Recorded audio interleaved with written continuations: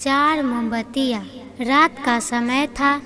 चारों ओर घोर अंधेरा छाया हुआ था। केवल एक ही कमरा प्रकाशित था। वहाँ चार मोमबत्तियाँ जल रही थी। चारों मोमबत्तियाँ एकांत देख आपस में बातें करने लगी। पहली मोमबत्ती बोली, मैं शांति हूँ। जब मैं इस दुनिया को देखती हूँ तो बहुत दुखी होती हूँ। चारों ओर आपाधापी, लूट खसोट और हिंसा का बोलबाला है। ऐसे में यहाँ रहना बहुत मुश्किल है। मैं अब यहाँ और नहीं रह सकती। इतना कहकर मोमबत्ती बुझ गई। दूसरी मोमबत्ती भी अपने मन की बात करने लगी। मैं विश्वास हूँ।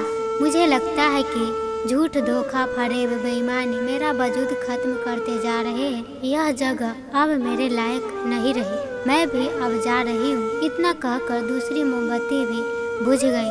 तीसरी मोमबत्ती भी दुखी थी। वह बोली, मैं प्रेम हूँ।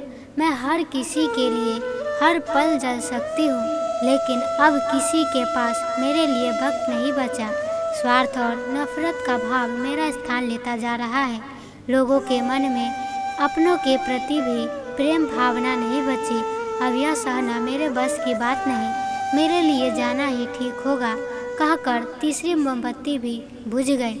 चौथी मोमबत्ती बुझने ही वाली थी कि कमरे में एक बालक ने प्रवेश किया। मोमबत्तियों को बुझा हुआ देख उसे बहुत दुख हुआ। उसकी आंखों से आंसू बहने लगे। दुखी मन से वो बोला, इस तरह बीच में ही मेरे जीवन में अंधेरा कर कैसे जा सकती हो तुम? तुम्हें तो अंत तक पूरा जलना था, लेकिन तुमने मेरा साथ छोड़ दिया।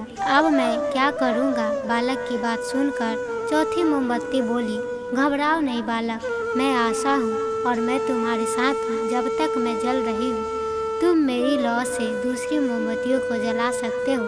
चौथी मोमबत्ती की बात सुनकर बालक का ढाढ़स बंध गया। उसने आशा के साथ शांति, विश्वास और प्रेम को पुनः प्रकाशित कर लिया। इससे हमें क्या सीख मिलती है? जीवन में समय एक सा नहीं रहता। कभी उजाला रहता है तो कभी अंधेरा।